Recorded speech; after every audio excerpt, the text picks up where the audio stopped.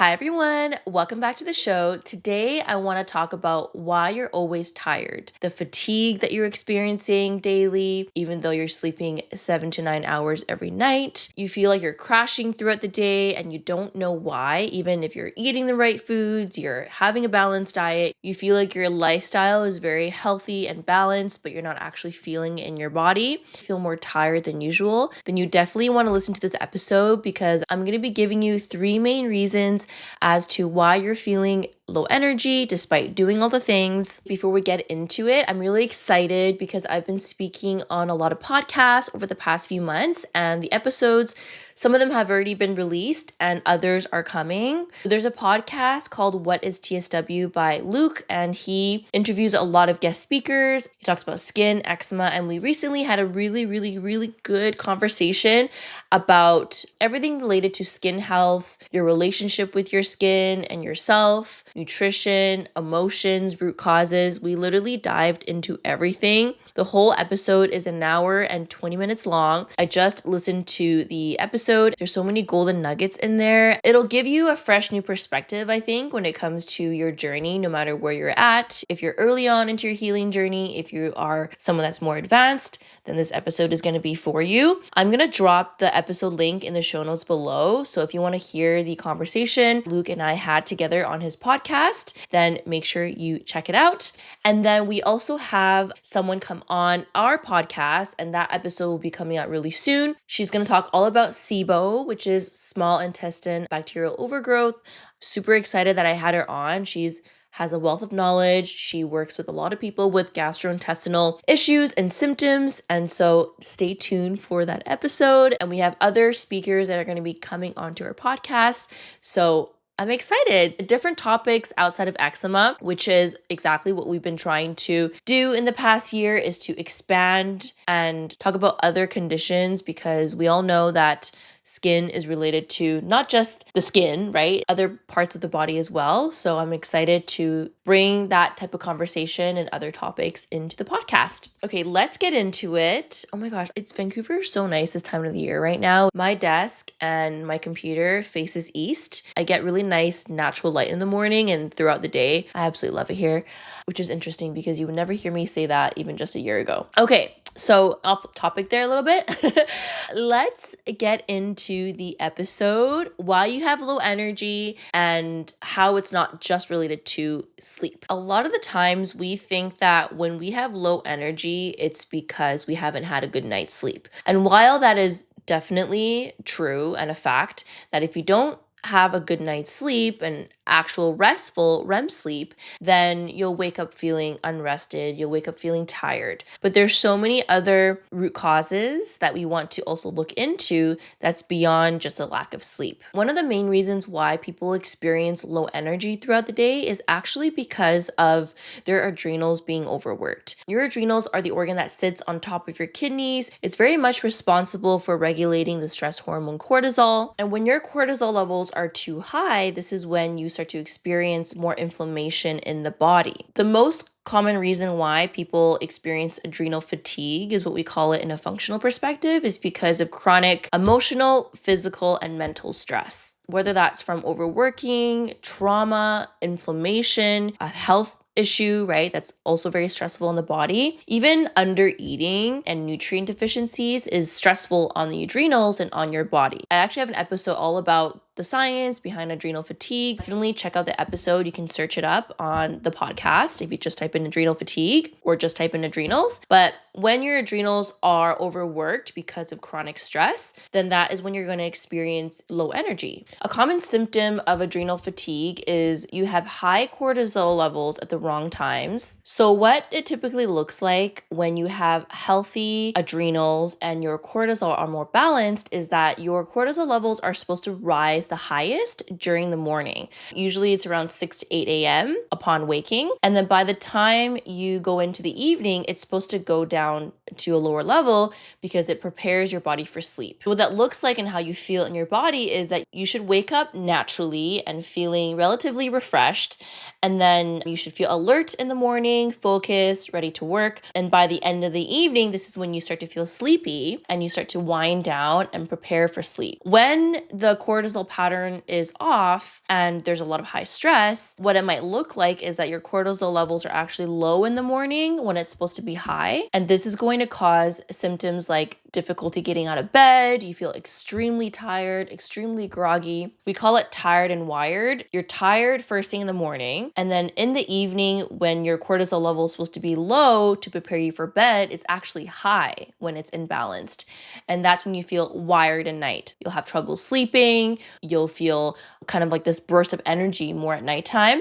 That leads into insomnia for some people, and then you don't sleep well, and then the cycle continues, right? You wake up tired and then you're up again at night. So that typically is what it will look like for someone who has adrenal fatigue or their adrenals just aren't working as optimally as we want it. And as I mentioned, the biggest reason why people have adrenal fatigue is because they're chronically stressed. There's no sort of balance with the cortisol levels because of ongoing stress. And so when this happens, even though you might even be sleeping okay throughout the night, let's say you do get 7 hours of sleep, you're still going to wake up exhausted and tired throughout the day. That's one of the reasons why you have low energy despite sleeping during the night, right? 7 to 8 hours, whatever that looks like. If you're more on the deeper end of the burnout, then you probably aren't even sleeping at night, and that would make sense. If you're not sleeping at night, you're not going to wake up refreshed. Do you guys remember the term mitochondria? You probably learned it in high school biology, but I remember when learning about mitochondria, it was very much just like,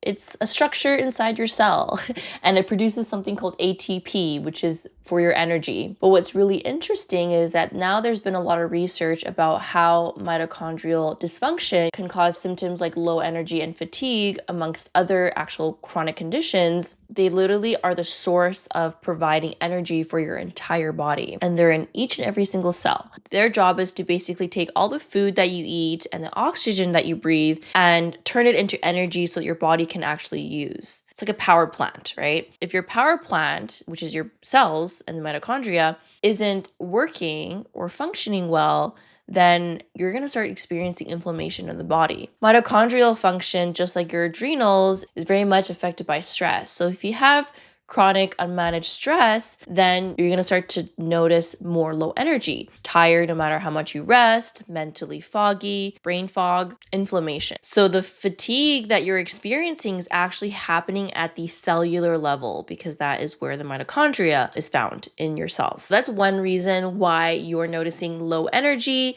It comes from chronic stress, which affects your adrenals, your mitochondrial function, and just overall your entire body. The second reason why you're experiencing low energy despite sleeping well is your toxic relationships. This is a huge one. It's often overlooked because us as humans, we crave connection and we crave belonging. When we seek relationships, we even find ones that aren't really good for us because we want to feel seen or we want to be loved.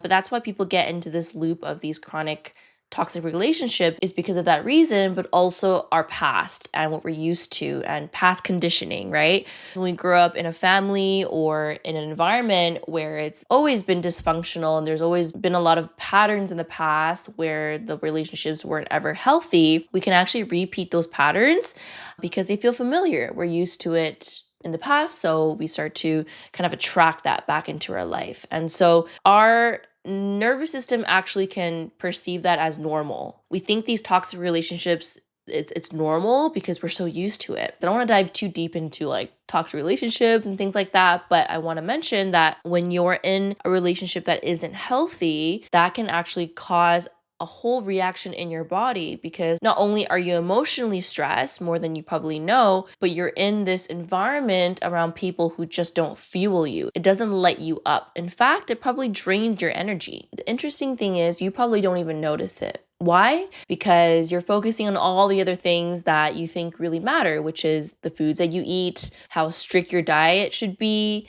the supplements you're taking, right? Those are all the surface level things that you're focusing on to heal your body. But what's actually impacting you is that toxic relationship, is that relationship that you're in. It's actually draining your battery. And on top of the diet, your cup is empty, right? You don't have anything else to give because all you're doing is giving, doing, doing. And that takes a huge physical, mental, and emotional toll on your body, which will cause you to have low energy. Emotional exhaustion is probably the word that I would use for this. And it takes a lot away from you. You just feel tired all the time. Like, why am I so tired? I'm sleeping all the time. Okay, this person is literally draining your energy.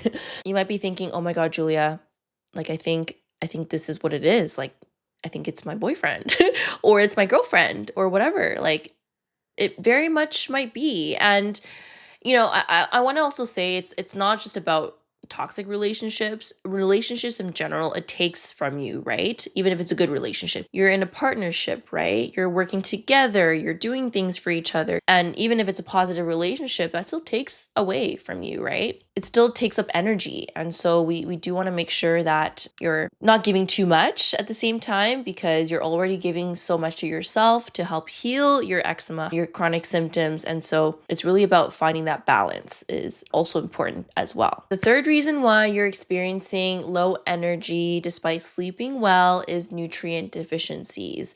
I'm sure you've heard me talk about this before, but I do want to emphasize it a little bit more today, because I have patients that come to me who on paper, their levels look in range, which oftentimes they are in range, but the problem is a lot of these ranges for nutrients are very large. So you could be on the very low end of iron, for example, and it wouldn't be flagged on your lab work, and your doctor probably wouldn't even mention it, but you're physically experiencing these symptoms and you have no idea why.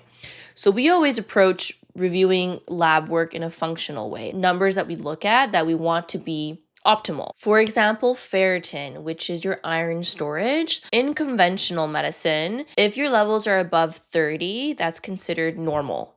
But 30 is very, very low, and people will start to experience symptoms even by 50. So the functional level that I prefer when it comes to ferritin is around 70 for women. If you have levels lower than 70, I would recommend optimizing your iron storage. That's one example. Then there's also vitamin D. Vitamin D also has a bigger range as well. And you could be on the lower end and still feel symptoms, but within range. So we want to optimize those levels as well, because vitamin D and iron do play a role in your energy levels. Beyond nutrient deficiencies, there's also your overall gut health. When you have dysbiosis or you have poor digestion, poor gut function, you're going to have overall poor nutrient absorption. So even though you're eating organic, you're eating non-GMO, you're eating grass-fed, but you still feel like shit, it's very much possible that you're not digesting all the amazing foods that you're eating. And if you're not digesting, you're not absorbing. So what that would look like is addressing what is going on in the gut. Is there some sort of gut dysbiosis, which a lot of people have? Do you have gut infections going on? This is why we run GI Map, which is a stool test that looks at exactly what's going on in your gut microbiome, not just the bad bacteria or fungi or parasites. It's also looking at the levels of your good bacteria as well, which is important because you want to have good levels in order to have a flourishing gut microbiome. When you heal your gut, you'll start to experience better energy levels, given that there's no other factors going on.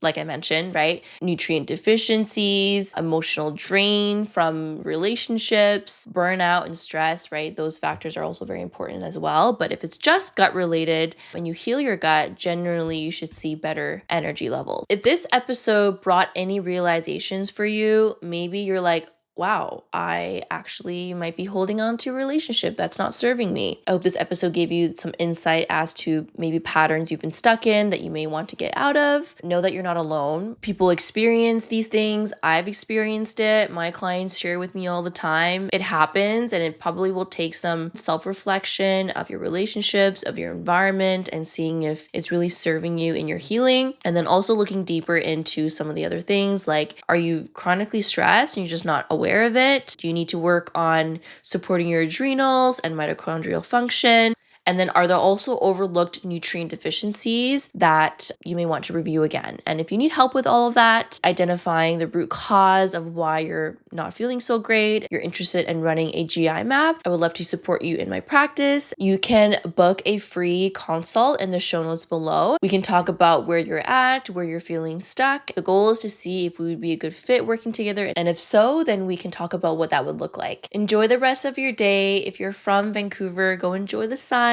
We'll see you in the next episode.